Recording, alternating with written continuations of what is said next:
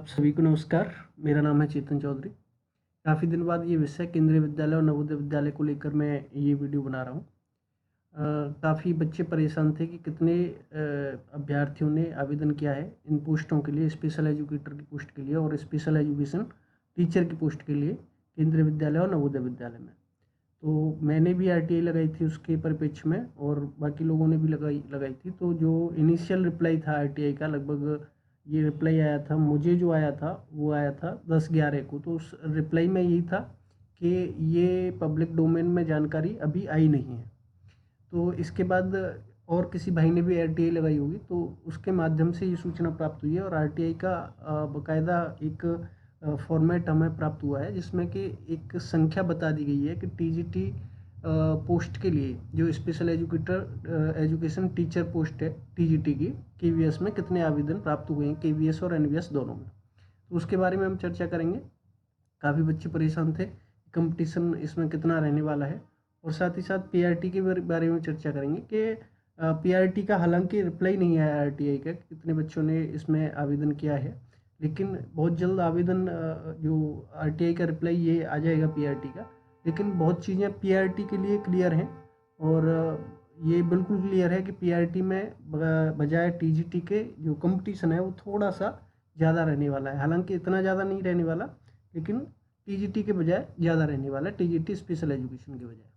तो हम उस आरटीआई के रिप्लाई पे चर्चा करते हैं पहले कि कितने आवेदन हमें प्राप्त हुए हैं केवीएस और एनवीएस में।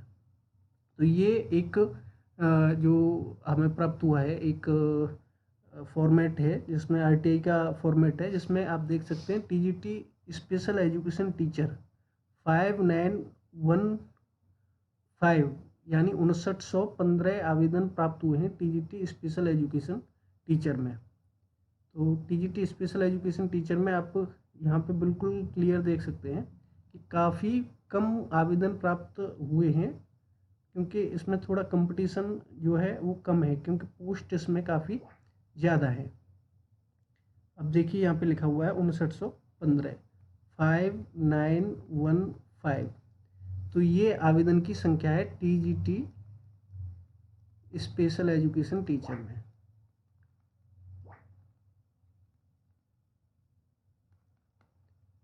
तो ये आवेदन की संख्या रहने वाली है आपकी। तो अभी इसमें कैटेगरी वाइज नहीं दिया गया है, हालांकि जो आरटीआई का जो पूरा जो रिप्लाई आता है वो कैटेगरी वाइज भी आता है कि जनरल में इतने बच्चों ने फॉर्म फिलअप किए हैं, ओबीसी में इतने ने किए हैं, एससी में इतने ने किए हैं। लेकिन यहाँ पे अगर हम बात करें पोस्ट की, तो पोस्ट है आपकी लगभग 1000, ठीक है। 494 के करीब तो केवीएस में है और 495 आपके एनवीएस में है। तो केवीएस और एनवीएस इन दोनों में अगर आप देखें तो लगभग 1000 के करीब पोस्ट हो जाती हैं और आवेदन प्राप्त हुए यहाँ पे 5915। तो देखा जाए तो लगभग 6 बच्चों का कंपटीशन है एक पोस्ट के लिए, ठीक है। बहुत ही कम कंपटीशन है अगर पूरा हम देखेंगे तो, क्योंकि इसको यहाँ पे थोड़ा और विश्लेषण करते हैं।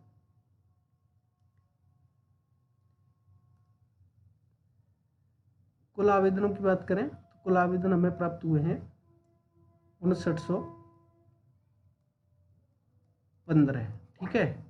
आपकी पोस्ट हैं लगभग 1000। और यहाँ पे एक चीज़ और है, केवीएस ने जो लगाई है इस बार, केवीएस और एनबीएस ने टीयर का सिस्टम लगाया है कि ये 3 टीयर एग्जाम होना है। तो जो फर्स्ट टीयर है उसका जो रूल है उसके अनुसार कि जितनी पोस्ट हैं उसके 10 टाइम्स बच्चे सिलेक्ट किए जाने हैं। यानी कि अगर पोस्ट 1000 है तो लगभग 1000 पोस्ट हैं, तो ये जो बच्चे केवीएस को लेने थे वो लेने थे लगभग 10,000 टीयर 2 में बैठने के लिए, ठीक है। यानी कि टीयर 2 में बैठने के लिए 10,000 बच्चे लेने हैं केवीएस को, special education teacher TGT post के लिए। अब बच्चे जो हैं, कुल आवेदन जो है अभ्यर्थियों की वो है 5915। देखा जाए तो लगभग आधा हो गया, यानी 6000 के करीब जो है आवेदन प्राप्त हुए हैं। तो इस प्रकार अगर देखा जाए, अगर केवीएस और एनवीएस कोई रूल्स में चेंजेस नहीं लाते हैं तो टीयर 1 लगभग प्रत्येक अभ्यर्थी का क्लियर हो जाएगा आसानी से, क्योंकि जब बच्चे ही हमें 10,000 चाहिए टीयर 1 से टीयर 2 में बैठने के लिए, और टोटल जो फॉर्म भरे गए हैं वो 5915 भरे गए हैं, यानी कि जो बैठने वालों की संख्या है वो कम ही रहने वाली है 5915 से। मान के चलिए आप कि जो बैठेंगे वो बच्चे, उनकी संख्या हो सकती है 5200 हो या 5100 हो, इतनी संख्या रहने वाली है। तो पूरा यहाँ पे अगर जो नियम बनाया है टीयर 3 टायर में एग्जाम कराने का, वो यहाँ पे जो है वो एक तरीके से कहा जाए कि अगर 10,000 बच्चे चाहिए और 5,000 बच्चे ही एग्जाम में बैठ रहे हैं, तो काफ़ी कुछ चीज़ें मुझे लगता है कि इसमें चेंजेस कुछ करने की सोच रहा होगा केवीएस। लेकिन अगर नहीं करता है तो मुझे लगता है कि टीयर 1 आप सबका टीजीटी में वो पास हो चुका है। दूसरा हम बात करें पीआरटी का। देखिए बहुत सारे लोगों का ये भी कन्फ्यूजन है कि टीजीटी में इतने कम जो जो आवेदन है वो कैसे हो सकते हैं। इसका रीज़न है, इसका रीज़न ये है क्योंकि कुछ बच्चे ये अंदाज़ा लगा रहे हैं कि जो डी के एग्ज़ाम हुए थे,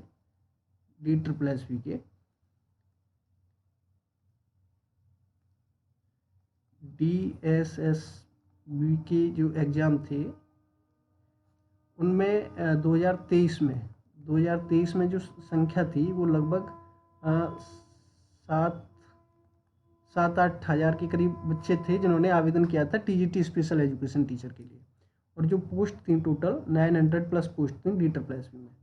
तो 900 पोस्ट के लिए 7-8 हज़ार बच्चों ने आवेदन किया 2023 में, और अब 2025 है। तो बच्चे जो एप्लीकेंट्स हैं वो ये अंदाज़ा लगा रहे हैं कि 2023 से 2025 में तो अभ्यर्थियों की संख्या भी बढ़ी होगी, और अभ्यर्थियों की संख्या जब बढ़ी है तो फिर जो पोस्ट हैं वो इतनी कम कैसे हो सकती हैं। यानी कि केवीएस जो कह रहा है, केवीएस का जो रिप्लाई है 5915 का, इतनी कम कैसे हो सकती हैं जब 2023 में इतनी संख्या थी। तो इसका रीज़न है, इसका रीज़न ये है कि DSSB की फ़ीस जो होती है वो 100 रुपये होती है, ठीक है। केवीएस और एनवीएस की जो फीस है वो 2,000 रुपये है, आप सबको जानते हैं इस चीज़ को, ठीक है, आपने फॉर्म अप्लाई किए हुए। तो 2,000 रुपये केवीएस की फ़ीस है, और DSSB की फ़ीस कितनी होती है 100 रुपये जनरल कैटेगरी की। अब आप अंदाज़ा लगाइए, जो बच्चे केवल कुछ बच्चे तो ऐसे होते हैं जो केवल कंपटीशन में बैठने के लिए और एक प्रैक्टिस के लिए फॉर्म भर देते हैं। केवीएस के साथ ये नियम नहीं लगा सकते वो, क्योंकि यहाँ पे फीस बहुत ज़्यादा है, 2,000 रुपये है। DSSB में तो वो फॉर्म भी भर सकते हैं, हो सकता है एग्जाम भी देने चले जाएँ, क्योंकि उनका बहुत ज़्यादा खर्चा नहीं आएगा। लेकिन यहाँ फॉर्म भरने का रिस्क कोई बच्चा क्यों ही लेगा जब उसको पता है कि उसका आगे होगा नहीं।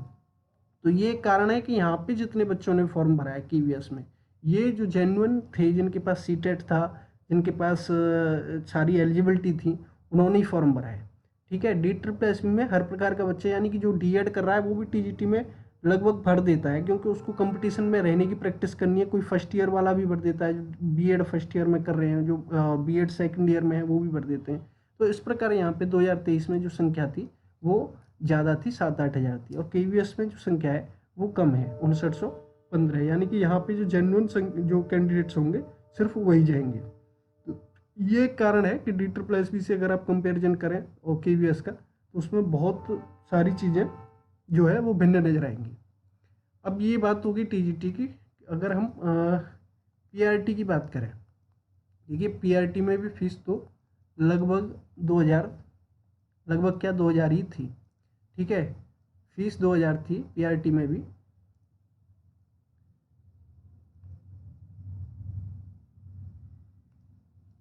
जो फीस है वो 2,000 थी पीआरटी में भी।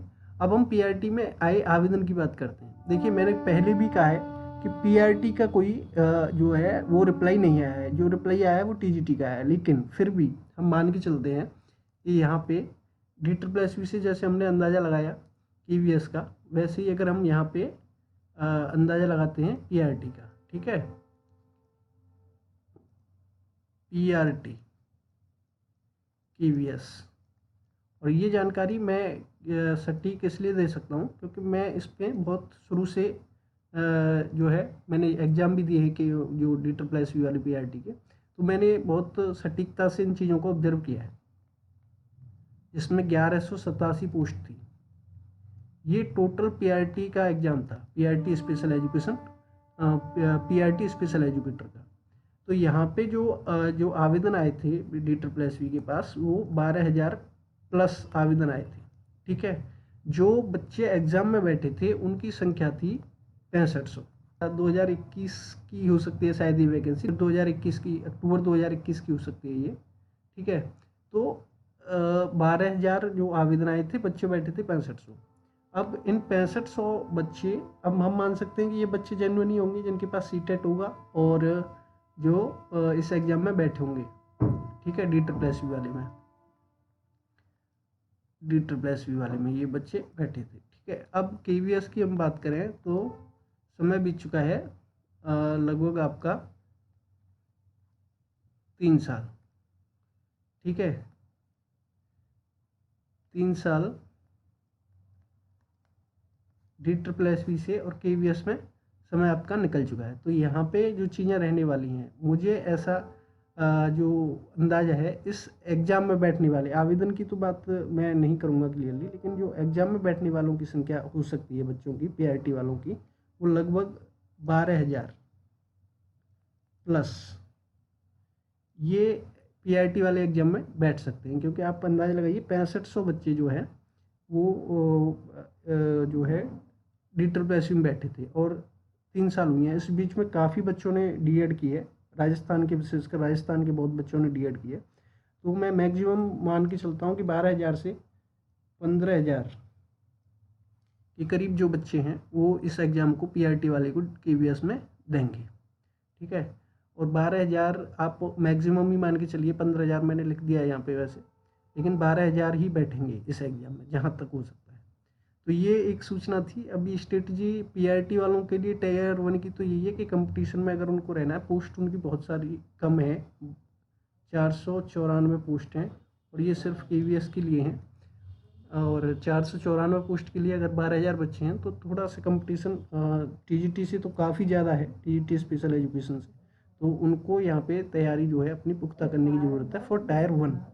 Tier 2 के लिए उनको सब्जेक्ट पे कमांड होनी चाहिए। तो लेकिन Tier 2 के लिए ये इन्फॉर्मेशन जो पिछले महीने आ रही थी कि फरवरी में Tier 2 हो जाएगा, वो फरवरी में Tier 2 होने की जो वो संभावना है वो बिल्कुल ज़ीरो है। फरवरी में Tier 2 नहीं होना। तो फरवरी से जो है मार्च अप्रैल में Tier 2 होगा, Tier 2 होगा मार्च अप्रैल में। तो उसके लिए आप सब्जेक्ट पे जो है कमांड बना सकते हैं, लेकिन सबसे पहले तो आपको जो Tier 1 है वही क्लियर करना है। तो Tier 1 के लिए आप सबको बेस्ट ऑफ लक। और TGT वालों को भी हल्के में नहीं लेना है, क्योंकि केंद्रीय विद्यालय और CBSE, इन पर आप पूरी तरीके से ये भरोसा नहीं कर सकते। ये कॉम्पिटेंसी से समझौता बहुत ही मुश्किल हालातों में करते हैं। तो आप ये समझ के कि आवेदन कम आए हैं, लगभग सभी सिलेक्ट हो जाएंगे, इस पर भी बिल्कुल पूरी तरीके से श्योर नहीं हो सकते। तो best of luck to both post applicants. मिलते हैं अगली किसी वीडियो में। नमस्कार।